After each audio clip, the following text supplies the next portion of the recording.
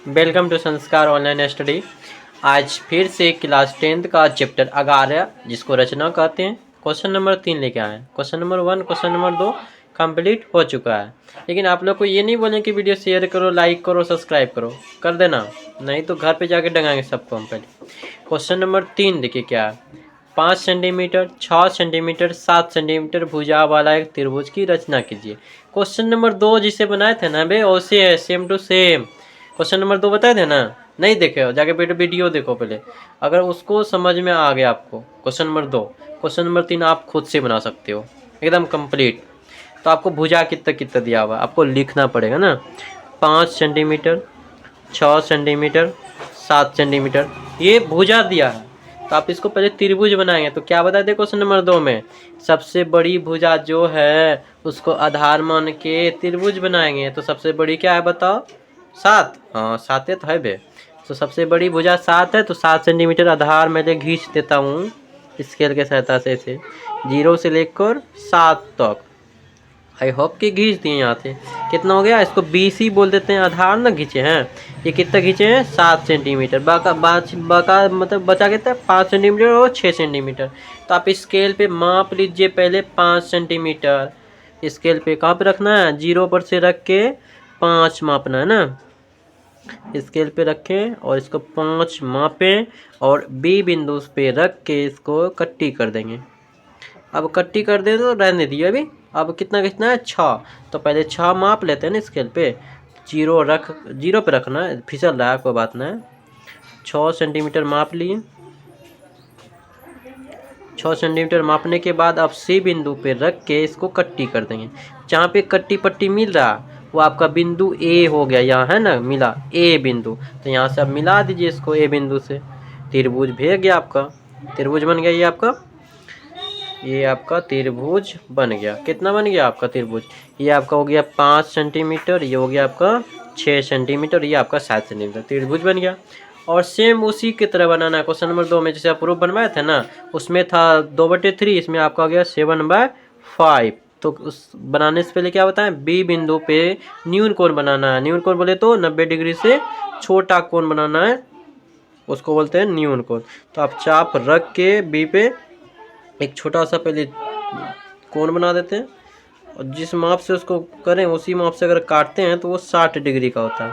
एक बार उसको काट देते हैं, हो गया आपका ये 60 डिग्री। इसी को मानते हुए एक लंबी रेखा खींचते हैं, ताकि आपको 7/5 है ना, एक लंबी की रेखा खींच देते हैं।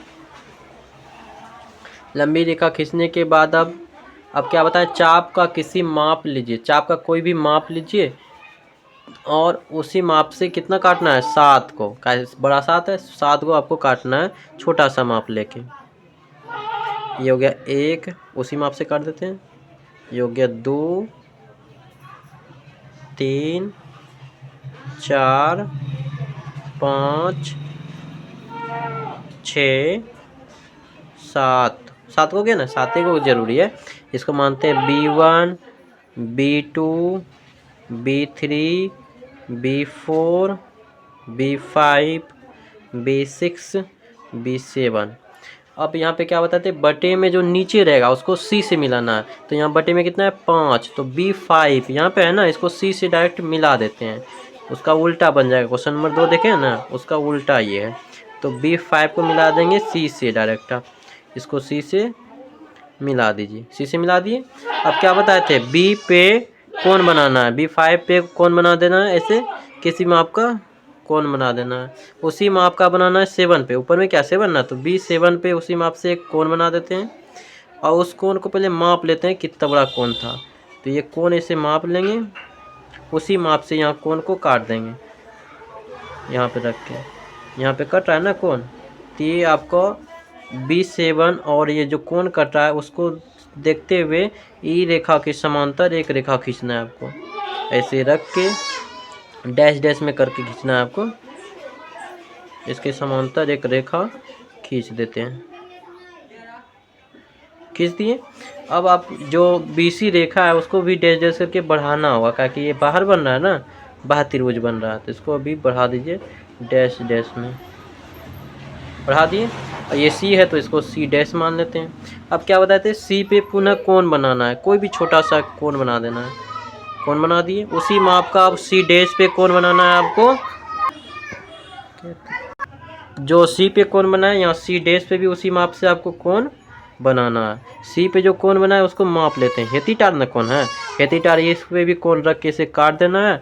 फिर सी डैश बिंदु और ये जो कोण बना है उसको इस रेखा के समांतर एक लाइन खींच देंगे स्केल की सहायता से। ऐसे ही रखना है। आप ध्यान में रखेंगे ये जो रेखा है उसके समांतर होना चाहिए, भुजा के समांतर समरूप हो जाएगा एकदम।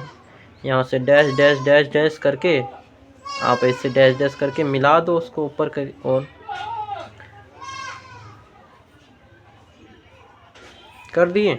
और ये भी रेखा को थोड़ा उधर बढ़ा के उसको मिला देते हैं डैश डैश में। एक्स्ट्रा रेखा जितना भी खींचा जाता है वो डैश डैश में खींच देते हैं। ये ए था तो ये इसको ए डैश मान लिए, ये सी डैश मान लिए। सवाल बन गया क्वेश्चन नंबर 3। अब इसका रचना लिखना चाहते हैं तो आपको बताएं लिखना है। सबसे पहले क्या खींचें आप, 7 सेंटीमीटर आधार खींचें, फिर लिख देना है 5 सेंटीमीटर 6 सेंटीमीटर भुजा वाला एक त्रिभुज बनाएं।